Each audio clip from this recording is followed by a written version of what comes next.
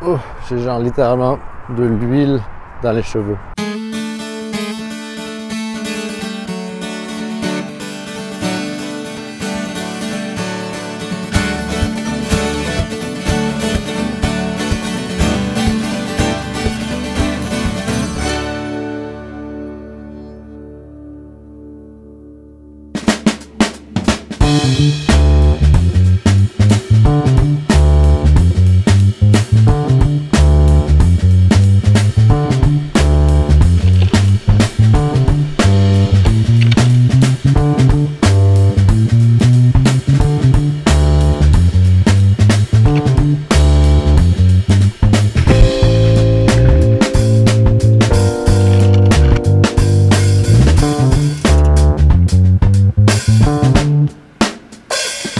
Comment un changement d'huile ça se fait?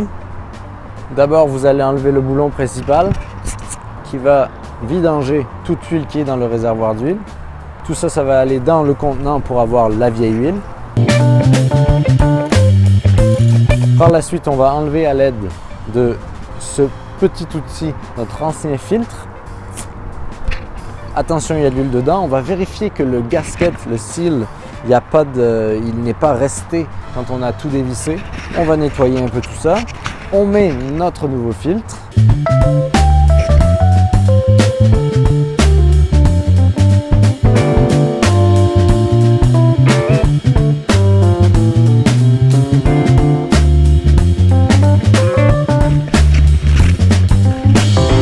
Dans le fond, après, on n'a plus qu'à remplir le van de nouveau, remplir d'huile. Et moi, j'ajoute l'additif pour que le moteur consomme moins d'huile, brûle moins d'huile.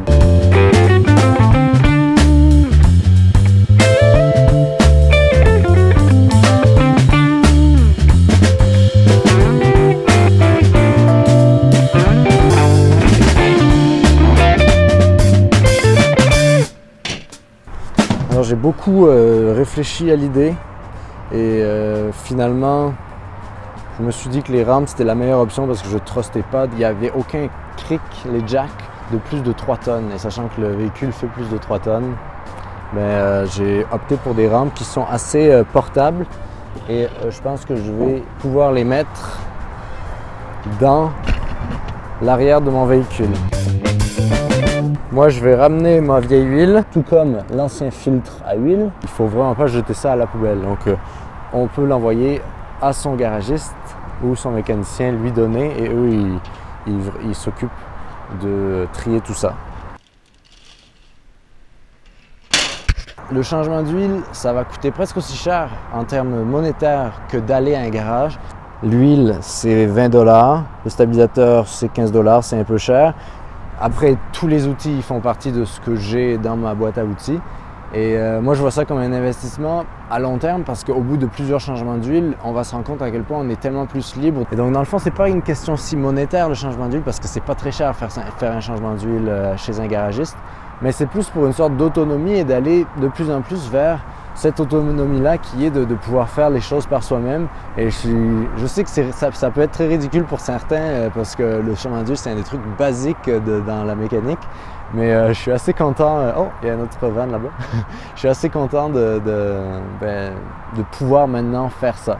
Alors maintenant, je vais vérifier si tout va être correct, s'il ne va pas avoir de fuite, etc. etc. Mais dans le fond, voici le changement d'huile sur le parking des pneus canadiens. Ça, c'est la Bible de toutes les voitures. Et c'est une amie à moi qui m'a donné ce cadeau. C'était le plus beau cadeau pour mon anniversaire. Ça s'appelle Haynes et c'est vraiment quelque chose qui est le truc le plus cool au monde parce que dedans, vous avez vraiment en fait une sorte de manuel de réparation de tout ce que votre véhicule contient. Alors là, ça dit Chevrolet GMC, mais les Dodge de mon année, ils font partie de cette catégorie-là. Ça va du changement d'huile aux choses très très très compliquées. Ça, c'est vraiment un incontournable si vous êtes dans un road trip à durée indéterminée. Ce que le manuel Haynes dit, c'est qu'il faut vérifier notre travail. Je pense que je vais le vérifier demain quand il fera jour. Mais l'idéal serait qu'il n'y ait pas beaucoup d'huile. Il y a une petite tache là-bas au fond. Mais en fait, j'ai réalisé qu'il y avait une des taches, c'était mon réservoir. Ça, c'est très, très, très sexy. Mon réservoir d'eau noire qui a l'air de faire un peu des siennes. Et d'ailleurs, il y avait une odeur parfois que j'ai réalisé que ça faisait. Et donc, il va falloir peut-être checker ça, juste regarder si tout est correct. Mais sinon, pour l'instant, ça a l'air OK. Alors, vous pouvez le voir aussi, là, on est vraiment dans la vidéo des réparations, enfin des mécaniques. J'ai fait l'anti-rouille au cas où l'hiver arriverait, même si en ce moment il fait très très chaud. Mais ça ne nous dit pas que la semaine prochaine il va le faire 0. Donc l'anti-rouille, juste au cas où, pour prendre soin de ce châssis. Alright, Canadian Tire, nous on est beau. Ok, alors, on va vérifier quelque chose. Une autre chose récemment, c'était le check engine light qui s'allumait. Et donc on va voir s'il reste. Sinon, ben, je vais voir qu'est-ce que je peux faire pour ça, pour ce check engine light. Le check engine est on. Est-ce qu'il va s'enlever? Non. En fait, il existe des détecteurs pour lire les codes des check engines. En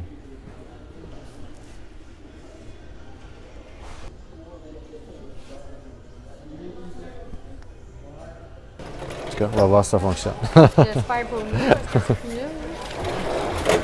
Et voilà, merci, bonne soirée, bye. Alors, nous voici avec notre affaire. La dame au Canadian Tire, elle m'a vu toute l'après-midi. Elle était comme « Ah, as-tu oublié quelque chose? » Et moi, j'étais genre « Non, non, je fais juste mes réparations. » Alors, on va essayer de ne pas abîmer la boîte parce que si on doit la ramener, parce que c'est quand même cher, c'était le moins cher de tout. C'était 130 $. Alors, ce qu'il faut faire, c'est il faut brancher ça dans le code, ici. Il faut brancher ça dans le OCBD. Là, il est branché. Là, on va rentrer et on va démarrer la batterie. Là, on a un code. Alors, maintenant qu'on a notre code, on va voir ce que c'est P0301. Ici, dans notre manuel de Haynes, là, c'est un peu comme avoir les résultats d'un examen. Alors, engine misfire detected. Je sais pas trop ce que ça veut dire. Bon. Mais quelque chose de nouveau à investiguer.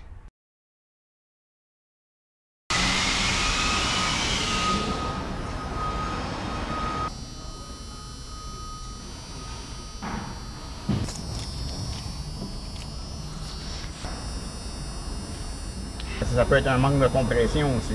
Right, ouais. Mais un manque de compression, il le ferait tout le temps. Parce que quand je l'ai rentré, là, il ne le faisait pas. Là.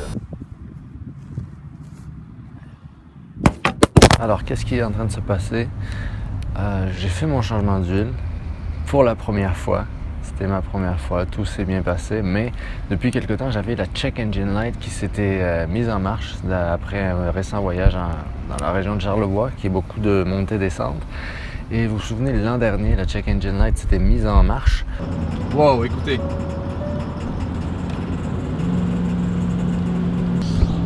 Ce bruit n'est vraiment pas plaisant du tout. Mais elle s'était enlevée quelques heures plus tard. Et là, j'espérais que ça fasse pareil. Parfois, on espère que juste en tapant sur le capot, ça va s'enlever. Malheureusement, non.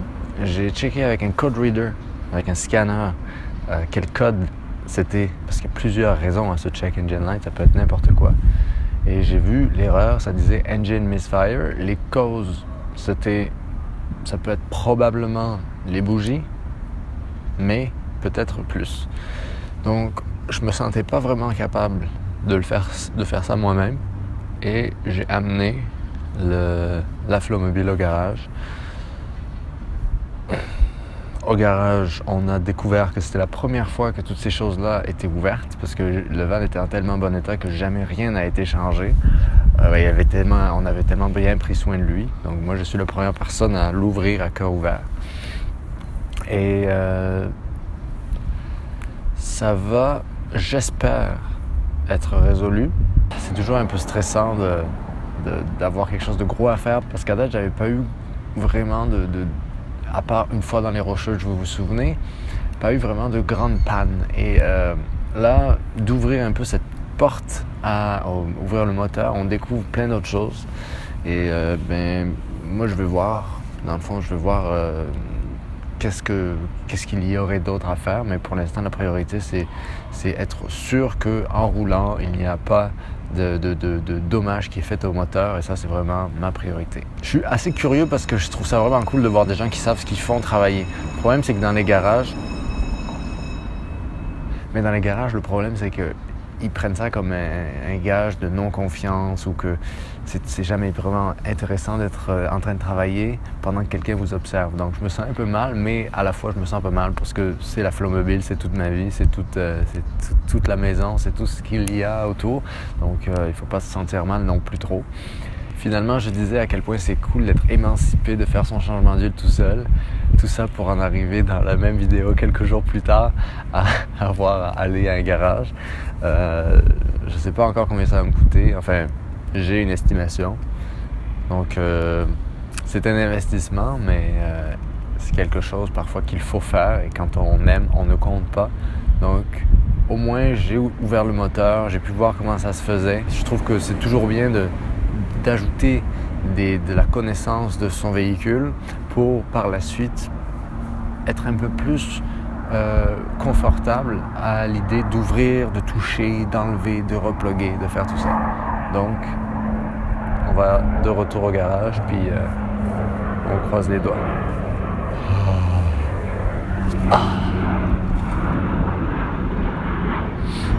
Shavasana.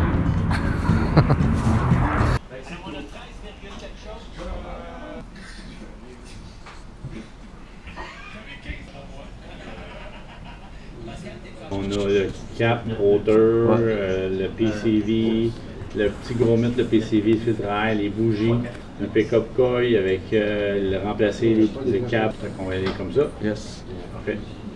Toi, tu t'en vas-tu avec? Ou... Ben, je vis dedans, en fait. OK. Fait que...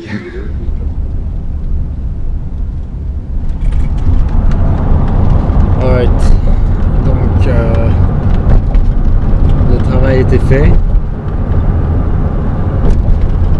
Maintenant, ça pourrait être autre chose. Comme d'habitude, tous les mécanos, ils sont comme « Oh, elle est bien propre ta vanne, oh là là, elle est en tellement bon état ». Mais là, pour la première fois, il y avait quelque chose d'un peu conséquent à faire. Et en fait, les bougies n'avaient jamais été changées. Donc, je vais vous montrer des photos d'une bougie avant, les bougies qu'on a remplacées, et les bougies neuves.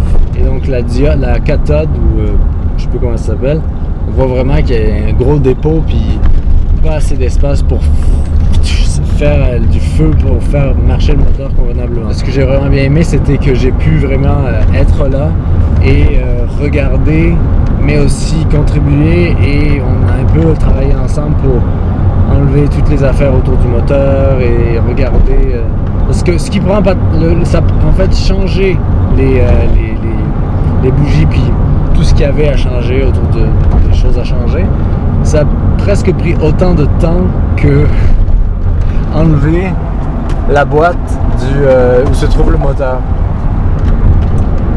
Donc voici une journée passée au garage. C'est littéralement une journée parce que le soleil se couche, il est 5 heures et j'ai été depuis 10 heures ce matin. Donc ça fait 7 heures de temps. Donc je vais toucher du bois, je vais me faire un petit... Oh, ici il y a du bois, je vais toucher. Et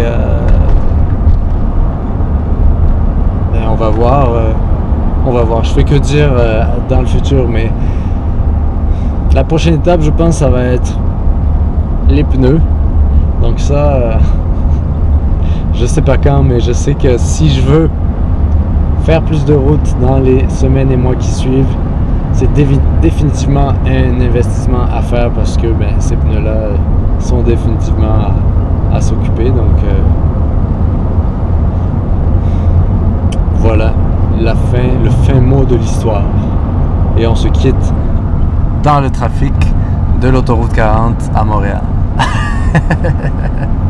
Vraiment une vidéo très sexy. Alright, ciao!